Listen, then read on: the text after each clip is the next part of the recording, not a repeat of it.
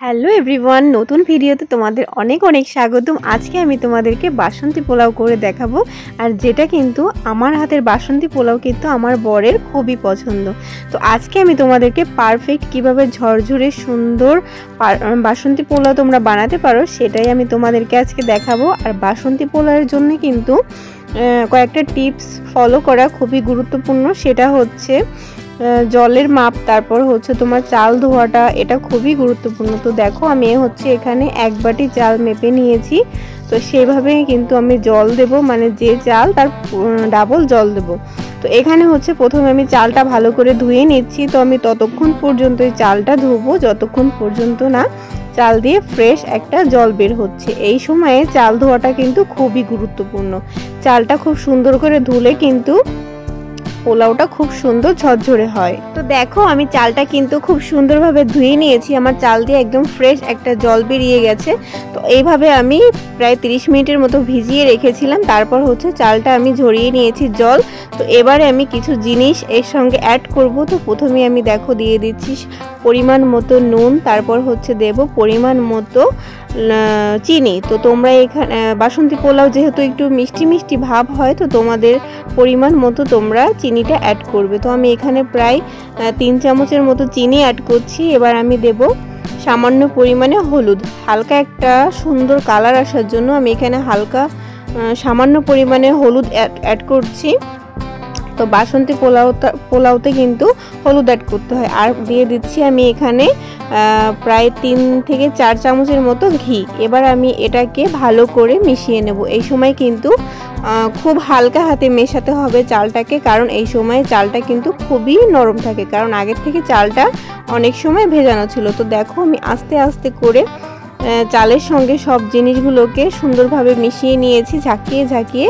এবার আমি দিচ্ছি এর মধ্যে 1 চামচের মতো আদা বাটা। বাসন্তী পোলাওয়ে আদা বাটা দেওয়াটা কিন্তু খুবই দরকার।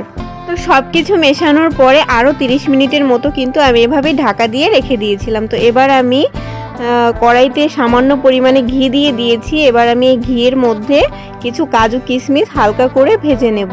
একেবারে পুরোপুরি লাল করব না, হালকা করে সামান্য পরিমাণে একটু ভেজে নিচ্ছি। আর হ্যাঁ, তোমাদেরকে তো একটা কথা বলাই হয়নি, সেটা হচ্ছে আমি কিন্তু এখানে বাসমতি চাল ব্যবহার করেছি। তোমরা যে কোনো চাল ব্যবহার করতে পারো।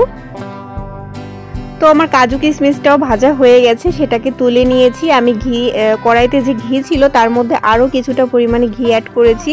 এবার আমি ফোড়নে দিয়ে দিয়েছি হচ্ছে গোটা গরম মশলা। এবার আমি যে চালটা মিশিয়ে রেখেছিলাম আগের থেকে রেডি করে, সেটাকে এখন আমি প্যানের মধ্যে দিয়ে দিচ্ছি। এখন আমি খুব হালকা হাতে এটাকে নাড়াচাড়া করব। নাড়তে নাড়তে এটা একদম ঝরঝরে হয়ে যাবে।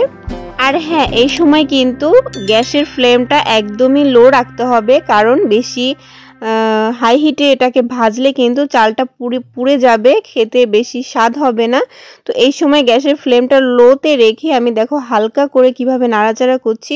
খুব বেশি নাড়াচাড়া করলে কিন্তু চালটা ভেঙে যাবে। তো এইভাবেই নাড়াচাড়া করতে হবে। তোমরা যখন করবে তখন নিজেরাই বুঝতে পারবে চালটা একদম ঝরঝরে শুকনো শুকনো হয়ে যাবে। তারপর আমি কিন্তু গরম জল অ্যাড করে দিয়েছি। তো আমার যেহেতু 1 বাটি চাল ছিল, সেখানে আমি 2 বাটি জল অ্যাড করেছি। তো এভাবে আমি এখন ঢাকা দিয়ে রেখে দিচ্ছি। আর হ্যাঁ, অবশ্যই কাজু কিশমিশটা এর সঙ্গে অ্যাড করে দেব। আর এবারে আমি সামান্য আঁচে একদম ঢেকে রেখে দেব। এভাবে একদম সামান্য আঁচে একদম পুরোপুরি সিদ্ধ হয়ে যাবে, চালটা সুন্দর ঝরঝরে হয়ে যাবে। তো এই হচ্ছে আমার বাসন্তী পোলাওয়ের ফাইনাল লুক। তো কেমন হয়েছে, কালারটাও কত সুন্দর হয়েছে দেখো, আর একদম কিন্তু ঝুরঝুরে। আর হ্যাঁ, অবশ্যই নামানোর আগে কিন্তু ঘি অ্যাড করতে হবে, সেটা আর ভিডিও করা হয়নি। তো তোমাদের কেমন লেগেছে ভিডিওটা অবশ্যই কমেন্ট করে জানিও। তো তোমরাও এভাবেও বাড়িতে ট্রাই করে দেখতে পারো কেমন হয়, আর অবশ্যই আমাকে কমেন্ট করে জানিও। তো আজকের মতো ভিডিওটা আমি এখানে শেষ করছি। নতুন ভিডিওতে তোমাদের সঙ্গে আবার দেখা হবে। আর হ্যাঁ, অবশ্যই কিন্তু আমার চ্যানেলটিকে সাবস্ক্রাইব করে রাখবে। তো আজকের মতো টাটা।